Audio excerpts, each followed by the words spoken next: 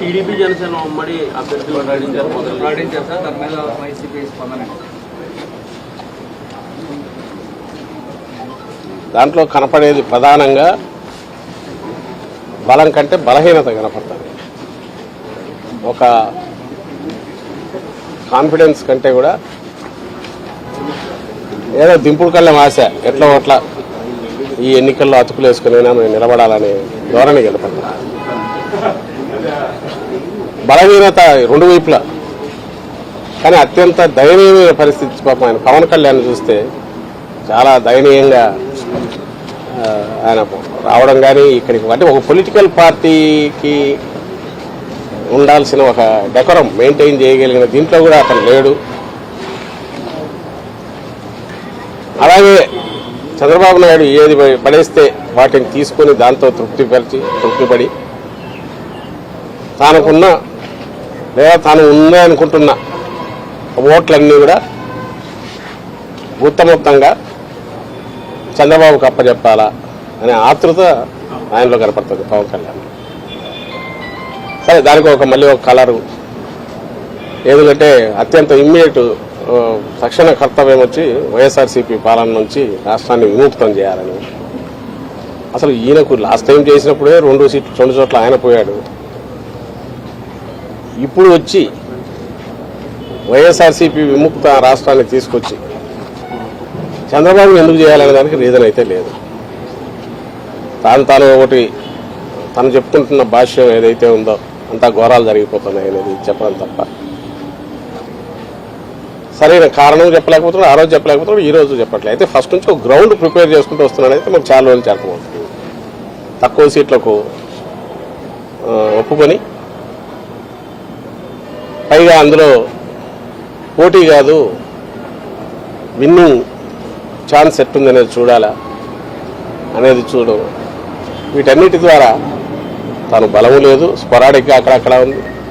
ఒకవేళ ఏదన్నా ఉంటే అది చంద్రబాబు గుత్తమొత్తంగా ఇవ్వాలి అనే ధోరణి, విపరీత ధోరణి రాజకీయ పార్టీలో ఉండకూడదు పవన్ కళ్యాణ్లో కనిపిస్తుంటే, ఇంకో పక్క చంద్రబాబు నాయుడు తనకు అప్పనంగా దొరికిన జనసేనను మింగేసి ఏ రకంగా తద్వారా ప్రయోజనం పొందాలనుకున్నది ఆయనకు తెలిసిన ఏకైక విద్య ఏదైతే ఇలాంటి ఎత్తుగడల్లో వీటిలో పొత్తులు పెట్టుకోవడంలో.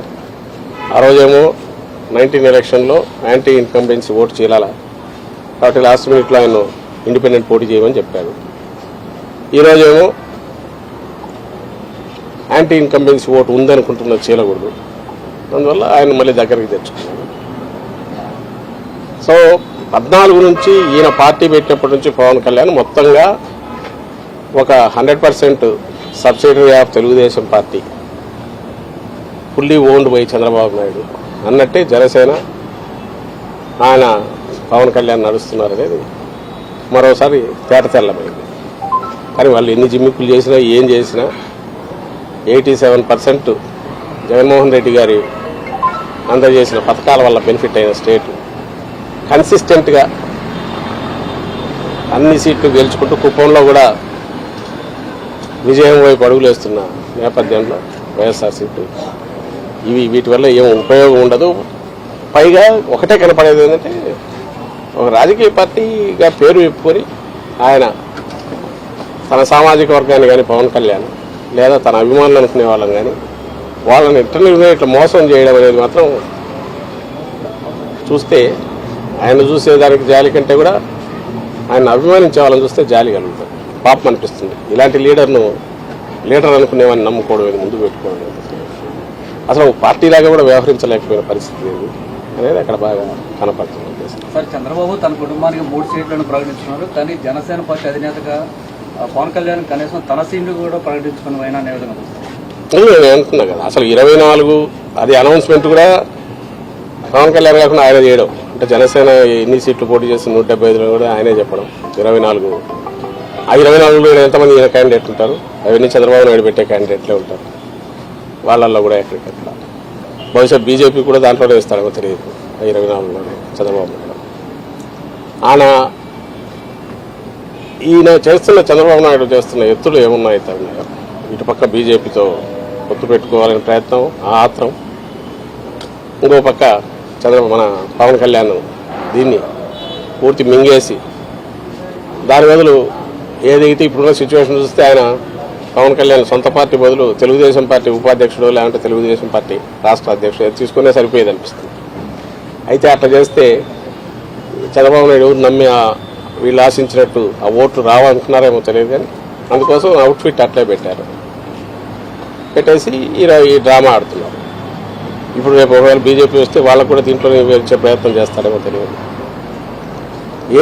ఏది చేసినా అసలు పవన్ కళ్యాణ్ ఎక్కడ పోటీ చేస్తాడో తన సీటుని చెప్పుకునే పరిస్థితి ఉంది. ఈరోజు వచ్చినట్లు ఆయన ఉన్నట్లేదు అనుకుంటా, ఆయనది లేదు, తనది లేదు.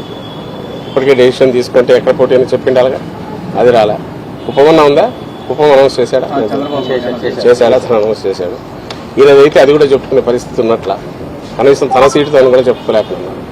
మరి అది కూడా ఆఖరణ చంద్రబాబు నాయుడు అన్ని ఈక్వేషన్స్ చూసి ఎక్కడ పోమంటే అక్కడ పోతాడేమో తెలియదు. 24 సీట్లు జనసేన పోటీ చేస్తానని చెప్పి పవన్ కళ్యాణ్ అన్నారు సార్, కానీ 5 సీట్లు మాత్రమే ప్రకటించారు. అంటే మిగతా సీట్లో క్లారిటీ లేరా, అభ్యర్థి లేరా? చెప్తున్నా కదా, మిగిలిన సీట్లు చంద్రబాబు నాయుడు డిసైడ్ చేయాలి. అది జనసేన కూడా ఈయన ఇవ్వాలి. అసలు ఫస్ట్ 24 సీట్లు, అసలు 175 వైఎస్ఆర్సీపీ నిలబడినాం. 2014 మాకున్న ఇది వచ్చి 18 సీట్లలో పోటీ చేయడం ఒకటే, అంతకుముందు పులివెందుల ఇది గెలుచుకోవడం.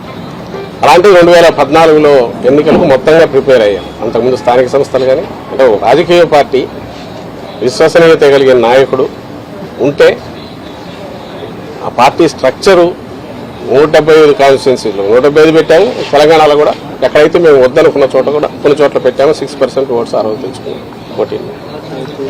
ఇందులో ఒక పార్టీ ఎట్లుండాలి రాజకీయ పార్టీ అనేది జగన్మోహన్ రెడ్డి గారు చూపిస్తే, ఒక అవుట్ఫిట్ ఏదో పెట్టుకుని రాజకీయ పార్టీ అని చెప్తున్నది ఏదైతే జనసేన అంటున్నారో, ఇంత దరిద్రంగా ఇట్లా కూడా ఉంటారా అనేది చూడాలంటే ఆయన్ని పవన్ కళ్యాణ్ గారిని చూస్తే కనపడుతుంది. అందుకోసమే మీరు గమనిస్తే పార్టీ స్ట్రక్చరు ఏర్పాటు చేసుకోవడానికి కానీ 175 నియోజకవర్గాల్లో ఒక ఇన్ఛార్జిని పెట్టుకునే ప్రయత్నం కానీ, అలాగే పార్టీ తరఫున కింద కమిటీలు వేయడం కానీ ఎందుకు చేయలేదంటే రేపు డిమాండ్ పెరుగుతుంది, చంద్రబాబు నాయుడుకి ఇబ్బంది కలుగుతుందని. జస్ట్ ఊరికే పార్టీ పేరు, గ్లాస్ గుర్తు ఈ 2 పెట్టుకున్నాడు. అండ్ నేను ఇంతకుముందు అన్నట్టు 100% ఓన్డ్ సబ్సిడరీ కింద చంద్రబాబు నాయుడు అందరిని డిసైడ్ చేస్తాడు. ఇక్కడ విమర్శలను అక్కడ తీసుకెళ్లొచ్చు. అది ఇంకా ఆలోచించుకోవాల్సింది ఈయన మీద హోప్ పెట్టుకుని పవన్ కళ్యాణ్ మీద ఇన్నాళ్ళు కళలు గంటూ వచ్చిన వాళ్ళు ఎవరన్నా ఉంటే వాళ్ళు ఆలోచించుకోవాలి. వాళ్ళ పరిస్థితి ఏంది, వాళ్ళ ఆఖరికి ఏమి ఇది అవుతుంది అనేది వాళ్ళు ఆలోచించుకోవాలా. ఇప్పటికైనా రియలైజ్ కావాలా. అంటే ఇలాంటి చంద్రబాబు నాయుడుకు లేకపోవడం, 175 స్థానాల్లో ఇన్నాళ్ళు అధికారంలో ఉన్న తెలుగుదేశం పార్టీ 175 స్థానాలకు అభ్యర్థులను డిక్లేర్ చేయలేకపోవడం, అందులో ఇంకోటి తీసుకొచ్చి 24 స్థానాలు వాళ్ళ కనకడం, ఆ 24లో కూడా ఎవరనేది చెప్పలేకపోవడం. అంటే ఎంటైర్ థింగ్ ఈజ్ ఫ్లూయిడ్. ఇందులో బీజేపీలో కూడా ఒకవేళ పొత్తు కుదిరితే ఈయన పంపిస్తాడు అనుకుంటా, తన అభ్యర్థులనే పంపిస్తాడు. సో మాస్టర్ ప్లానింగ్ ఆయన చేస్తాడు, దాని నుంచి దీని నుంచి అనేది ఆయన. బీజేపీ గురించి చంద్రబాబు మాట్లాడలేకపోయారు సార్, కానీ పవన్ కళ్యాణ్ మాత్రం బీజేపీ ఆశీస్సులతో సీట్లు ప్రకటిస్తున్నాం అంటున్నారు. ఏం మాట్లాడాలి, ఆయన పోయి కలిసి వచ్చారు కదా, కలిసి వచ్చాడు. ఆ తర్వాత ఫీలింగ్స్ వస్తున్నాయి. పవన్ కళ్యాణ్ అన్నదాన్ని వీళ్ళు ఎవరు డినై చేయట్లా. సో బీజేపీతో పొత్తు అర్జెంటుగా పెట్టుకోవాలనే దాంట్లో, అలాగే కాంగ్రెస్ వరకు ఇండైరెక్ట్ ఫైనాన్సింగ్ చేయించైనా వైఎస్ఆర్సీపీ ఓట్లు ఏమైనా చీల్చగలమనేది అది కూడా ఆలోచిస్తున్నాడు. ఓవర్వెల్మింగ్గా వైఎస్ఆర్ కాంగ్రెస్ పార్టీకి జగన్మోహన్ రెడ్డి గారికి ఉన్న పర్సెంటేజ్ ఆ పాజిటివ్ ఇది ఏదైతే కనుపుతుందో దాంట్లో ఏమాత్రం చిన్నది డెంటిన్ చేయాలన్నా వీలవుతుందేమో అని అన్ని రకాలుగా ఆయన ప్రయత్నం చేస్తున్నారు. ఇందులో పాజిటివ్ ఎజెండా కానీ, రాష్ట్రానికి ఇది చేయగలను కానీ, లేకపోతే రాష్ట్రానికి 14-19 మధ్య ఇది చేశానని చెప్పుకోగలిగిన ఇది కూడా ఏదీ లేకపోవడం ఆయన దౌర్భాగ్యం. అలాంటి ఎత్తిపోయిన కేసుకు సబ్సిడరీ కింద పోవడం ఈయన బలహీనత, ఈయన దారిద్ర్యం ఇది కనపడుతుంది దాంట్లో. వైసీపీ సిద్ధం అంటుంది, యుద్ధం చేస్తామని పీకే అన్నారు. మీరు రెడీగా ఉన్నారు? ఏమేమి చేస్తారు? 24 మందిని పెట్టి ఆయన పెట్టుకుని 24 మంది కూడా ఎవరు అభ్యర్థులు తెలియకుండా, అది కూడా ఆయన ఇంటికి వెళ్ళి చంద్రబాబు ఇంటికి వెళ్ళి ఆయన అనౌన్స్ చేసి ఈయన ఎవరి మీద యుద్ధం చేస్తాడు. గాల్లో తిప్పుకోవాల్సిందే, తిప్పడం తప్ప. మేమైతే చెప్తున్నాం, ఎంతమంది వచ్చినా మేమైతే సిద్ధం అంటున్నాం. దేనికి? ఎన్నికలకు రెడీ. నువ్వు ఆయన యుద్ధం వెళ్ళడానికి నువ్వు 175 కాన్స్టిట్యూన్సీలు నీ మనుషులు ఎవరన్నా ఉన్నారా? లేక 24 కైనా ఏమైనా అనౌన్స్ చేయగలిగావా? చిలక పలుకులు పలికితే సరిపోతుందా? ఆయన అనుకున్నవి, చంద్రబాబు అనుకున్నవి నేను చిలక పలుకులు పలుకుతున్నాను తప్ప అంతకుమించి తనకు సొంతంగా ఉన్న ఇది ఉంటాయి కదా. ఆ చిలక పలుకుల ద్వారానే ఇన్నాళ్ళు వాళ్ళ మీడియాలో రాసుకోవడం ద్వారా ఒక నెరేటివ్ ఏదో బిల్డ్ చేసే ప్రయత్నం చేశారు. రాష్ట్రంలో ఏదో ఘోరాలు జరిగిపోతున్నాయి. అయితే ఎందుకు నిలబడమంటే నేను ఇంతకుముందు అన్నట్టు 87-90% మంది బెనిఫిట్ అయ్యారు ఇక్కడ రాష్ట్రంలో. ఏదో ఒక రకంగా కన్సిస్టెంట్గా అవుతున్నారు. వెల్ఫేర్ కావచ్చు, డెవలప్మెంట్ కావచ్చు కళ్ళ ముందు కనపడుతుంది. అది కంటిన్యూ కావాలని అందరూ ఓవర్వెల్మింగ్ కోరుకుంటున్నారు. కాబట్టి వీళ్ళు ఏ ఎత్తుగడలు వేసినా అవి అయితే నిలబడవు. బీజేపీతో పొత్తున ఆల్రెడీ ప్రయత్నాలు చేశారు. ఇప్పుడు ఇద్దరు 2 పార్టీలు అనౌన్స్ చేశారు. అంటే బీజేపీతో పొత్తు లేనట్టని భావిస్తున్నారు. బీజేపీ పొత్తు పెట్టుకోవాలని ఆత్రంగా ఉన్నాము. అయిపోయింది ఆల్మోస్ట్. నిన్న చార్టర్డ్ ఫ్లైట్ అన్నారు, మొన్న పోతున్నాం అన్నారు. పవన్ కళ్యాణ్ బయటకు పోయిపోతారు, నెక్స్ట్ చంద్రబాబు పోతాడన్నారు. వాళ్ళు ఎవరు పెట్టుకునేది అదొక పార్టీ. సరే ఇది జనసేన కాదు కానీ చంద్రబాబు నాయుడు ఒక పార్టీ అని ఆయన చెప్పుకుంటున్నాడు. కాబట్టి అది వాళ్ళ నిర్ణయం పెట్టుకుంటారు లేదా. కానీ పెట్టుకునే దానికి వెంపర్లాడుతున్నాడు. అది పెట్టుకొని తద్వారా ఏదైనా కొంత ఓట్లు గెయిన్ చేసుకోవాలని చూస్తున్నాడు. సకల శక్తులు కూడగట్టుకుని మమ్మల్ని ఢీకొనాలని చూస్తున్నాడు. లాస్ట్ డిచ్ ఎఫర్ట్స్ అంటారు కదా, దింపుడు కళ్ళ మాస, దాంతో ప్రయత్నం చేస్తున్నారు అనే దాంట్లో భాగంగా ఆయన పోయి అమిత్ షాను కలవడము, బీజేపీ వాళ్ళతో లోపాయికారిగా ఈయన ఏజెంట్లు ఉన్నారు కదా అక్కడ టీడీపీలోంచి బీజేపీలో ఉన్న 4-5 నాయకులు, వాళ్ళ ప్రయత్నాలు ఇవన్నీ మీ మీడియాలో మీరే రాస్తున్నారు, బయటకు వస్తున్నాయి. అంటే ప్రయత్నాలు అయితే చేసుకుంటున్నారు. అభ్యర్థులుగా పెట్టి రాష్ట్రం మీద కుదురుతుందని చంద్రబాబు. ఏది వైసీపీ రౌడీలను అభ్యర్థులుగా పెట్టి రాష్ట్రం మీద కుదురుతుందని చంద్రబాబు. ఆయన ఏదన్నా అనుకోవచ్చు. ఎవరు అనేది ప్రజలకు తెలుసు. ఆయన కేవలం పడికట్టు మాటలు 4 పెట్టుకునేందుకు మాత్రం ఎవరు ఇదవుతుంది. ఈరోజు ఇది అంటున్నాడు, రేపు ఇంకొకటి అంటాడు. అసలు రాష్ట్రం నాశనం అయిపోతుంది అంటాడు, ఇంకో శ్రీలంక అయిపోతుంది అంటాడు. ఈయనేమో మరి ఆయన అనౌన్స్ చేసేవేమో మన ఎప్పుడు లెక్కేస్తే 30,000-40,000 కోట్లు అవుతుంది ఒక స్కీమే ఆయన చెప్పినట్టు ఇస్తే. కానీ ఎప్పుడు ఇవ్వడు తెలుసు. అందులో 0.5% ఏమైనా ఇస్తే ఇస్తాడు. గతంలో హిస్టరీ మనం చూస్తే అలాంటిదే ఉంది ఆయన హిస్టరీ అంతా. జనం నమ్ముతారు, జనం గొర్రెల్లాగా నమ్ముతారు. తను 5 ఏళ్ళు అయిపోయింది కాబట్టి మర్చిపోయి ఉంటారని అనుకుంటున్నాడు. కాబట్టి ఆయన ఏదైనా మాట్లాడతాడు. మామూలు ఉద్దేశించి కూడా ఎలాంటి మాటలైనా మాట్లాడతాడు. బట్ అల్టిమేట్గా ప్రజలు అనుభవించినారు, ఆ పీరియడ్ అనుభవించినారు. పాజిటివ్ సైడ్ ఈసారి కూడా వాళ్ళ ఎక్స్పీరియన్స్ డిఫరెంట్గా ఉంది. ఫస్ట్ టైం ప్రజలది వైఎస్ఆర్సీపీ పాలనలో. అంటే దే హ్యావ్ ఆల్రెడీ డిసైడెడ్ అని మాకు వస్తున్న దీంట్లో కనపడుతుంది. మా సర్వేలో కానీ మాటలో కానీ ప్రమాణం కనపడుతుంది. We will sweep last time కంటే బెటర్ ఇది ఉంటుంది. 175 టార్గెట్ మాది అట్లే ఉంది. సామాజిక న్యాయం కనిపించిందా? మీ పార్టీ ప్రతిసారి సామాజిక న్యాయం అంటుంది. ఇప్పుడు ఇస్తే అదేమైనా కనిపించిందా స్టేట్ పాలసీ? అసలు అది ఆ లిస్టే దానికి ఏదైనా ఒక ఇది లేదు, శాంక్టిటీ లేనప్పుడు దాంట్లో మళ్ళీ దానికోసం వెతకడం చూసేది. ఇంకా అందులో అనౌన్స్ చేయాల్సినది. అతను సామాజిక న్యాయం మా వైపు నుంచి అయితే ఒకరితో పోల్చుకోవాల్సిన పరిస్థితులు అయితే లేవు. ఈయన క్రియేట్ చేసిన బెంచ్ మార్క్ ఏదైతే ఉందో జగన్మోహన్ రెడ్డి గారు, అది దాని దగ్గరికి రావాలంటే వీళ్ళ వల్ల జన్మలో కాదు. ఎందుకంటే వీళ్ళు ఎప్పుడు ఆ తరహా ఆలోచించాలా. సోషల్ ఇంజనీరింగ్ గురించి ఆ ధైర్యము చేయలే. జగన్మోహన్ రెడ్డి గారు ఎందుకు చేయలేదంటే ప్రజలతో డైరెక్ట్ ఆయన దీంట్లోకి వెళ్ళిపోయారు. అంటే ప్రజలు ఆయనను పూర్తి నమ్ముతున్నారు, విశ్వసించారు. ఇట్లాంటి నాయకుడు మాకు కావాలంటున్నారు. కాబట్టి ప్రజల ఆకాంక్షలను అర్థం చేసుకున్నారు. కాబట్టి ఆ బ్యాలెన్సింగ్ సోషల్ ఇంజనీరింగ్ అనేది ఆయన సక్సెస్ఫుల్ చేయలేదు. వీళ్ళ చేతే అవుతుంది.